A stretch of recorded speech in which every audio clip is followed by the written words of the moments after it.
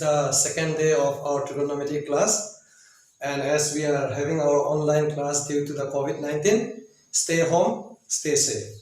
So let us begin with our class with the formula sec square minus tan square theta equals to 1. As in the previous class, I told you that Pythagoras mainly dealt with the right angle triangle. Here ABC is the right angle triangle, and we have written here let ABC be a right angle triangle.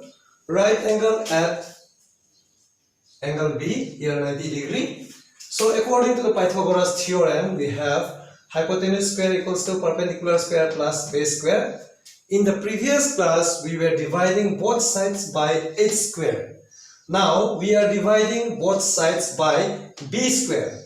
And as we divide it here, we have got h by b, h square by b square. We make it whole square. And p square by b square, we make it as p by b whole square. As it is on the right hand side, when we transfer it to the left hand side, it is p by b whole square equals to b square by b square. Cancel it, we made it as 1. And we know that the ratio of hypotenuse and base is sec square theta.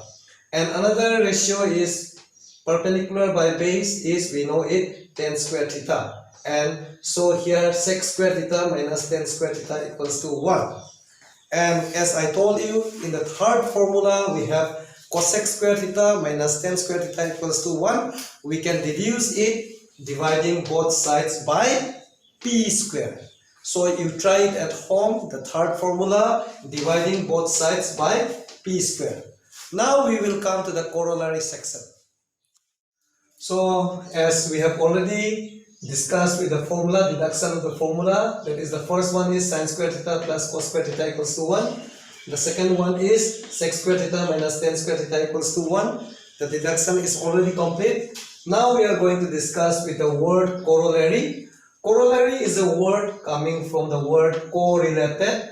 From the first formula, we are going to make it correlation. Here sin square theta plus cos square theta equals to 1. We are going to take this cos square theta this side. So here it is plus. When we take on the right hand side, it becomes 1 minus cos square theta.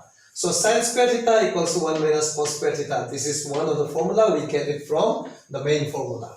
The second one is keeping cos square theta. When we take it sin square theta on the right hand side, it becomes 1 minus sin square theta. Then this sin square theta equals to 1 minus cos square theta. When we take it the square on the right hand side, it makes it u root over. Similarly like that, cos square theta, when we take it the square on the other side, it becomes 1 minus sin square theta. Similarly like that, we can deduce it all the other 4 corollaries from the sec square theta minus tan square theta equals to 1. Keeping sec square theta, we can take it minus tan square theta on the right hand side.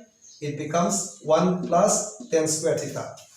Then keeping the sec theta, when we take it the square on the other side, it becomes root over 1 plus tan square theta. Similarly like that, when we take it 1 on this side and tan square theta on this side, here sec square theta minus 1 is equals to tan square theta.